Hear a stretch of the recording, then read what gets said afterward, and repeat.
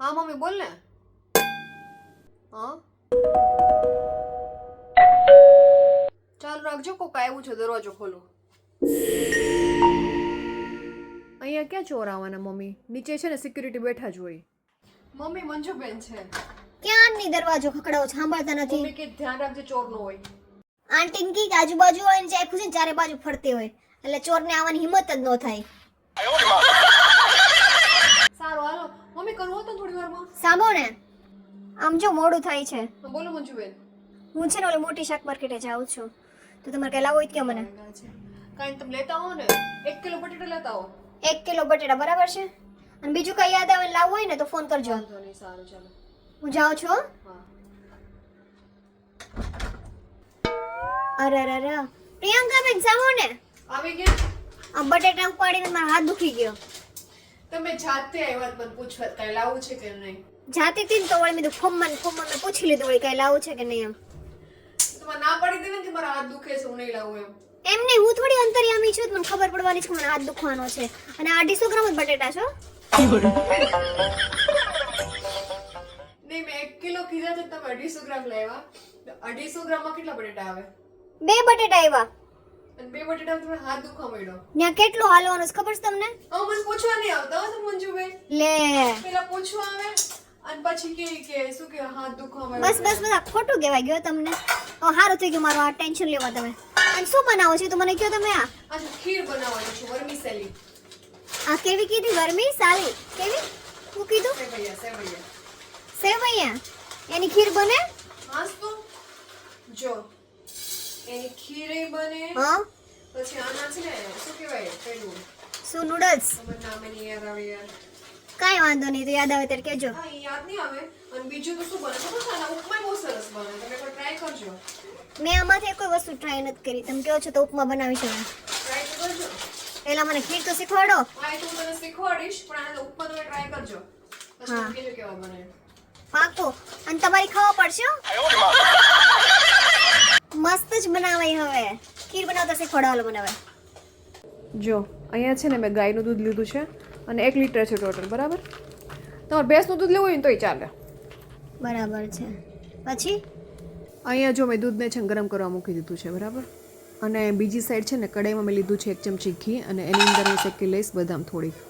એ આ બધા આખી આખી ખાવાની, કટકા નહીં કરવાની ને? હા હા, એના નાના નાના કટકા કરવાના ને. અહીંયા છે ને મેં બદામ લીધી, તમને ભાવે ને ડ્રાયફ્રૂટ લેવાના.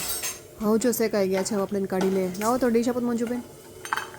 હવે જો આ સેવ નાખી દીધી છે અને એને છે ને થોડીક એવી બ્રાઉન થવા દેવાની. જ્યારે બ્રાઉન થઈ જાય ને પછી આપણે એમાં દૂધ નાખી દઈશું. ઉકાળ્યું ને એ કલર જો આખો ચેન્જ થઈ ગયો, બ્રાઉન કલરની થઈ ગઈ.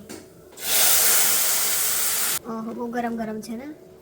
આપણે ગરમા ગરમ ઉકાળી નાખ્યું ને ડાયરેક્ટ એટલે. અને આવી રીતે જોઈને હલાવતું રહેવાનું કન્ટિન્યુઅસલી 5 થી 6 મિનિટ સુધી. એટલે ધીમે ધીમે છે ને ઘાટી થઈ જશે.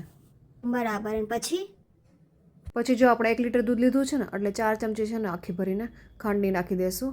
અને છે ને થોડોક એવો ઇલાયચી પાવડર અહીં લીધો છે, એ બધું મિક્સ કરી લઈશું આપણે. એટલે મસ્ત સુગંધ આવી જશે. ઇલાયચી પાવડરથી છે ને બહુ મસ્ત સુગંધ આવે. અને સાથે છે ને થોડીક એવી છે ને આપણે કેસર નાખશું. જો આટલું.